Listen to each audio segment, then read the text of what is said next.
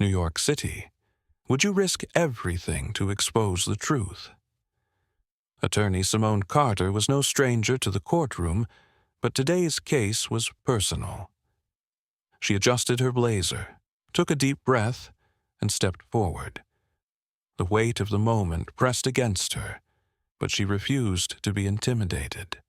A fearless civil rights lawyer, Simone had spent years defending victims of racial injustice. She had fought against corrupt institutions, overturned wrongful convictions, and given a voice to those silenced by the system. But today was different. Today, she was facing off against two corrupt police officers accused of brutality against an innocent black man. The case had drawn national attention. Journalists, activists, and community members packed the courtroom. News cameras lined the back of the room, capturing every movement. The air buzzed with tension. The country was watching. On the opposite side of the courtroom, the officers sat stiffly in their seats, their lawyers murmuring strategies in hushed tones. They had resources, power, and a system built to protect them. But Simone had the truth, and she was prepared to wield it like a weapon. She glanced at the jury, 12 individuals who held the power to determine the outcome. She studied their faces, searching for any sign of bias, doubt, or hesitation. Would they listen? Would they believe? The judge, an older man with deep lines of experience etched across his face, cleared his throat and called for order. Simone rose to her feet. Her heart pounded, but she remained composed. She had prepared for this moment, and she knew what was at stake. She took a step forward. Ladies and gentlemen of the jury, this is not just another case. This is a moment of truth, a moment where the system must answer for its failures, a moment where justice must not be a privilege, but a right. The room was silent, hanging on to her words. Simone continued, "The victim in this case is not just another statistic. He is a father, a son, a human being who suffered at the hands of those sworn to protect him. And today, we will prove beyond a shadow of a doubt that these officers violated their oath, their duty, and most importantly, this man's rights." One of the defense attorneys shifted uncomfortably. Simone saw it. She knew they had tried every legal maneuver to suppress evidence, to twist the narrative. But the facts were clear. The truth was undeniable. The courtroom doors opened and more people filtered in, trying to catch a glimpse of history unfolding. Civil rights leaders sat in the front row, their expressions solemn but hopeful. Families of past victims clutched one another's hands, waiting for justice they had long been denied. Simone turned toward the officers, meeting their eyes. One of them looked away, the other held her gaze, his expression unreadable. She knew their tactics. She knew the excuses they would try to make. But this time, the world was watching. She took a deep breath. "We are here today because power unchecked leads to abuse. We are here because justice is not about who wears a badge, but about truth, accountability, and fairness under the law. And today, we will hold these men accountable." The judge nodded, signaling for the trial to proceed. Simone sat down, her hands steady. She had done this before, but this time felt different. This wasn't just another trial. This was a reckoning. What happens when the system is forced to face its own reflection? Where are you watching from, and what time is it? Marcus Hall had been driving home from his shift at a restaurant, exhausted, but relieved to be heading back to his apartment. It was late, the streets were quiet, and all he wanted was to kick off his shoes and rest. But that night, everything changed. Flashing red and blue lights filled his rearview mirror. Sighing, he pulled over to the side of the road, already reaching for his license and registration. He knew the drill. Stay calm, keep his hands visible, don't make any sudden movements. 2 officers approached the car, Detective Reynolds and Officer Blake. Their expressions were unreadable, their posture rigid. The tension in the air was thick, suffocating. "License and registration," Reynolds ordered, his voice clipped. Marcus handed them over without question. "Did I do something wrong, officer?" Blake leaned closer, sniffing the air. "Smells suspicious in here." Marcus frowned. "It's probably just the takeout in the back seat. I just got off work." Reynolds exchanged a look with Blake before stepping back. "Step out of the vehicle." Marcus hesitated. "Can you tell me why?" Reynolds' hand went to his holster. "Now." Heart pounding, Marcus unbuckled his seatbelt and stepped out. The cold air hit him like a slap, but nothing prepared him for what happened next. The moment he was outside, Blake grabbed his arm, yanking him away from the car. "What are you doing?" Marcus protested, trying to pull away. Blake shoved him against the hood. "Stop resisting." "I'm not resisting," Marcus shouted, his pulse racing. Dashcam footage later revealed what happened next. The officers slammed him onto the pavement, forcing his face against the rough asphalt. Marcus struggled, trying to shift his weight, but a knee pressed hard into his back. His breath came in short gasps as the pressure increased. Bystander footage, taken from a trembling phone camera, captured the most chilling moment of all. Marcus's desperate plea, "I can't breathe." But the officers didn't ease up. Reynolds pressed down harder, his face void of emotion. Blake reached for his radio, calling for backup as if Marcus was a threat rather than a man struggling to survive. The officers later claimed Marcus had been resisting arrest. But the footage told a different story. The truth was clear. He had never stood a chance. Simone Carter watched the video in silence. Her jaw clenched, her fingers tightening around the armrest of her office chair. The images played over and over, each frame hammering in the same painful reality. This wasn't a mistake. It was a pattern. She had seen too many cases like this, heard too many justifications, watched the system protect its own time and time again. The names and faces changed, but the story remained the same. And too often, justice was just another promise never fulfilled. But this time, she wasn't just watching. This time, she was fighting back. Simone closed her laptop and exhaled slowly. She knew the uphill battle that lay ahead. She knew the tactics the defense would use, the character attacks, the way they would try to paint Marcus as the aggressor. She knew the system was designed to make men like Reynolds and Blake untouchable. But she also knew something else. This case wasn't just about Marcus. It was about every black man who had been pulled over for no reason, every person who had begged for air while the world looked away. It was about a system that protected officers like Reynolds and Blake at the expense of people like Marcus. And she was ready to dismantle it, piece by piece. Would justice finally be served? The courtroom was tense, the air thick with anticipation. Every seat in the gallery was filled, activists, journalists, and community members all waiting for justice to be served.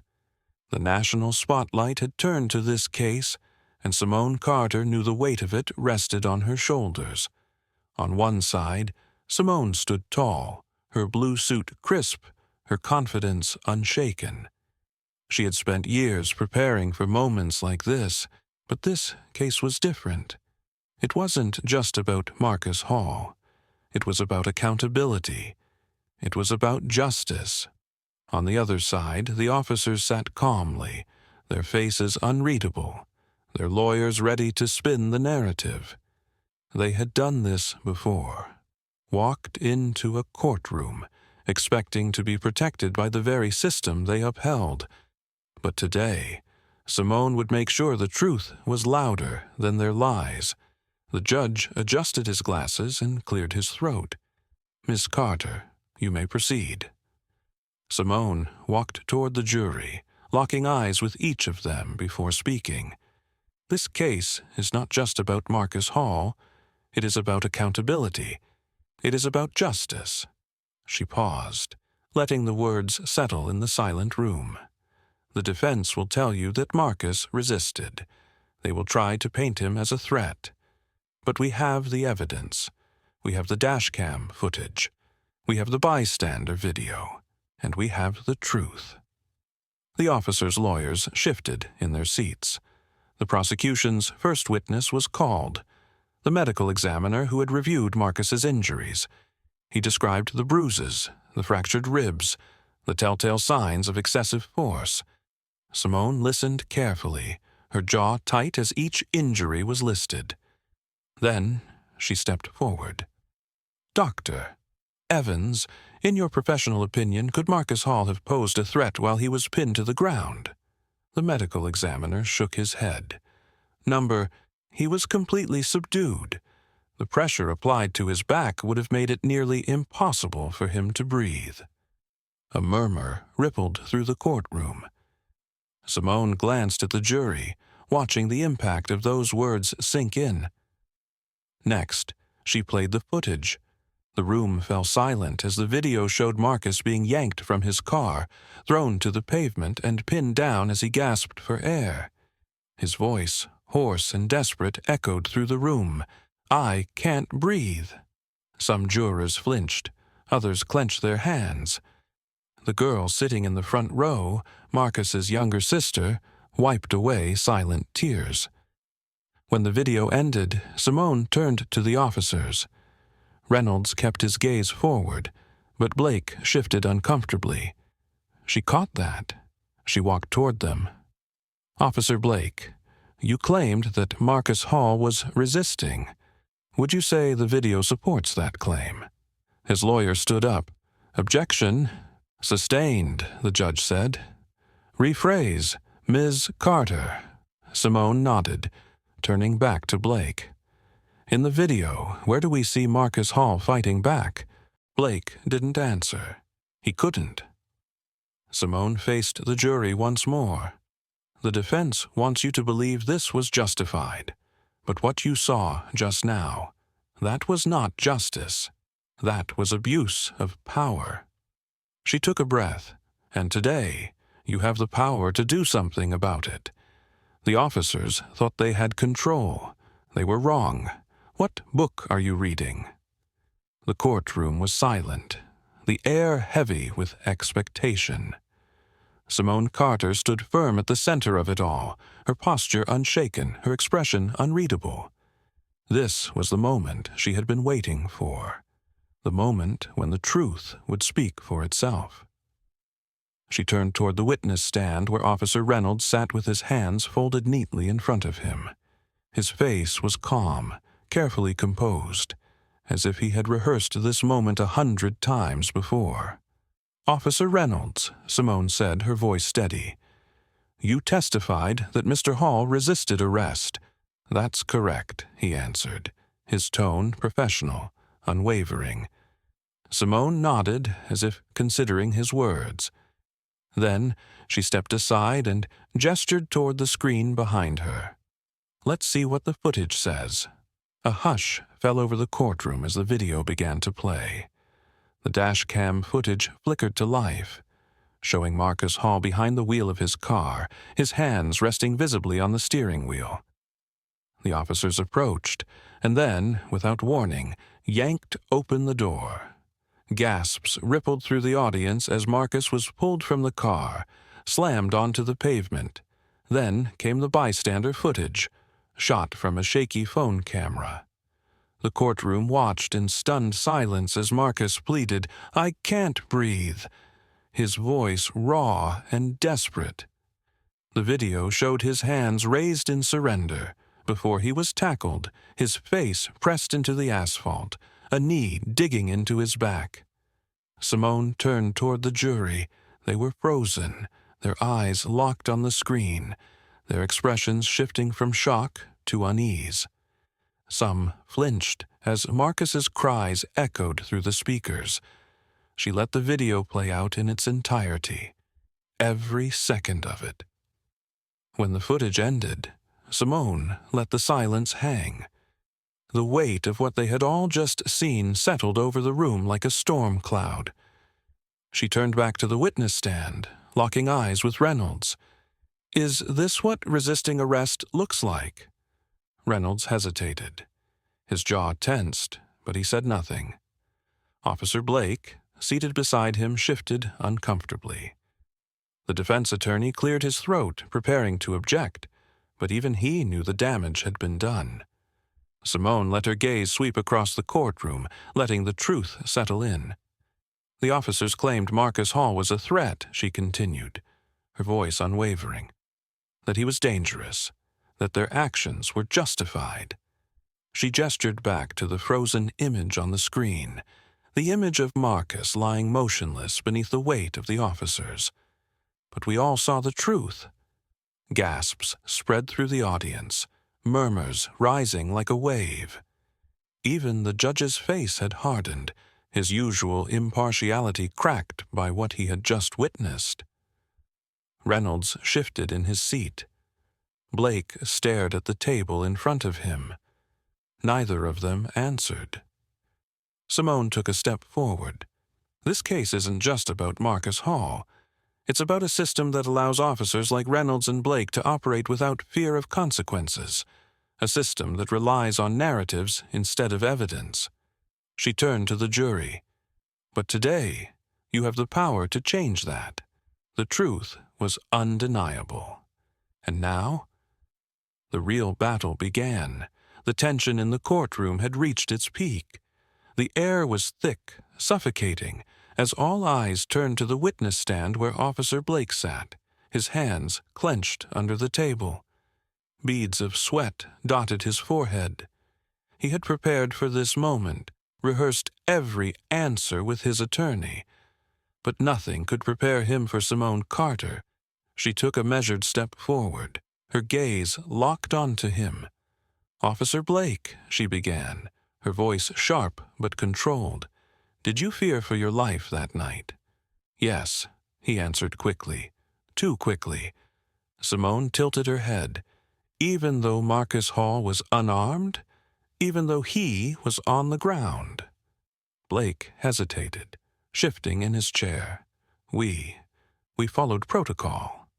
Simone took another step closer. "Protocol?" Her voice carried through the silent courtroom. "Does protocol include suffocating a man who posed no threat?" Silence. The weight of the question hung in the air. The jury wasn't looking at Simone anymore. They were staring at the officers. Blake opened his mouth, but nothing came out. His lawyer stiffened beside him, flipping through papers as if a legal loophole could undo what had already been seen and heard. Simone seized the moment. "Let's be clear, Officer Blake. The footage shows Marcus Hall on the ground. His hands are visible. He is not resisting. And yet, your knee is on his back. Tell us, when exactly did Marcus Hall become a threat?" Blake swallowed hard. I was just trying to control the situation." "Control?" Simone repeated. "Is that what you call pressing the air out of a man's lungs?" A murmur rippled through the gallery. The judge banged his gavel once for silence, but the shift had already happened. The room wasn't on the officer's side anymore. Simone turned toward the jury. "The officers want you to believe they were just doing their job. But what kind of job requires kneeling on an unarmed man until he begs for his life?" Blake's fingers twitched. His partner, Officer Reynolds, sat rigid beside him, his jaw locked. The so-called blue wall, the unspoken rule that officers protect one another at all costs, was cracking. Simone pressed forward. "Officer Blake, do you believe that excessive force should go unpunished?" He stopped himself, realizing too late that any answer would betray him. Simone nodded. No further questions. The courtroom remained silent as she stepped away. No one moved. No one breathed. And that's when something unexpected happened. The judge's gavel slammed against the wood. As the jury reached a verdict, the entire courtroom was still. The air, thick with tension, felt almost suffocating. Simone Carter sat with her hands clasped together, her pulse steady, her expression unreadable. No matter how many trials she had fought, this moment, the waiting, was always the hardest part. The head juror, a middle-aged woman with kind eyes but a firm expression, stood. "We have, Your Honor." A ripple of murmurs spread through the courtroom. Simone exhaled slowly, keeping her gaze forward. The judge nodded. "Please read the verdict." The juror unfolded the paper with careful precision, her voice unwavering as she spoke. On the charge of excessive force, we find the defendants guilty. For a second, there was silence. Then an eruption of emotion. A wave of relief spread through the courtroom. Some people gasped, others sobbed quietly. The gallery broke into cheers despite the judge's repeated calls for order. Journalists scribbled furiously in their notebooks. Activists hugged one another, tears in their eyes. Marcus Hall's family, seated in the front row, embraced, overcome with emotion. His mother clutched a tissue, whispering prayers of gratitude. At the defense table, the officers' faces fell. Their power, their assumed immunity. It was gone. Officer Blake's jaw clenched as he shifted uncomfortably. Officer Reynolds sat motionless, staring blankly ahead, his world unraveling before him. Their lawyers whispered frantically, already preparing an appeal, but the damage had been done. Justice had spoken. Simone closed her eyes for a brief moment, allowing the weight of the victory to settle. She had fought too many cases where the truth had been ignored, where accountability had been a distant dream. But today, for once, justice had prevailed. She turned toward the jury, meeting the eyes of those who had chosen to stand on the right side of history. Some nodded in quiet affirmation. They had done what many before them had refused to do. They had listened. They had believed. As the judge called for sentencing proceedings, the bailiffs moved forward, preparing to take the convicted officers into custody.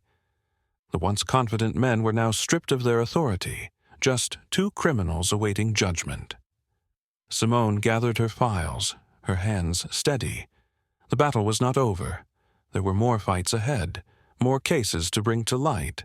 But today, a precedent had been set. Then, just as she prepared to leave, something unexpected happened. Would you have ruled the same way? Share your thoughts on justice and accountability. As Simone stepped outside the courthouse, cameras flashed, microphones were shoved toward her, and reporters fired off rapid questions. The victory was still fresh, the emotions still raw, but the world was already asking, what comes next? "Miss Carter, what's next for you?" one reporter called out above the chaos. Simone paused, letting the moment settle. A small, knowing smile crossed her lips, exhaustion and triumph mixing in her expression. "This isn't just about one case," she said, her voice steady. "The fight isn't over." The crowd hung on her words. Activists and supporters stood just beyond the reporters, their eyes filled with hope. Some held signs, others simply stood in silence, knowing they had witnessed history being made inside that courtroom.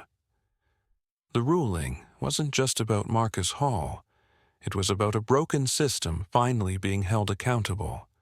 And for the first time in a long time, people believed that change was possible. That night, Simone didn't go home.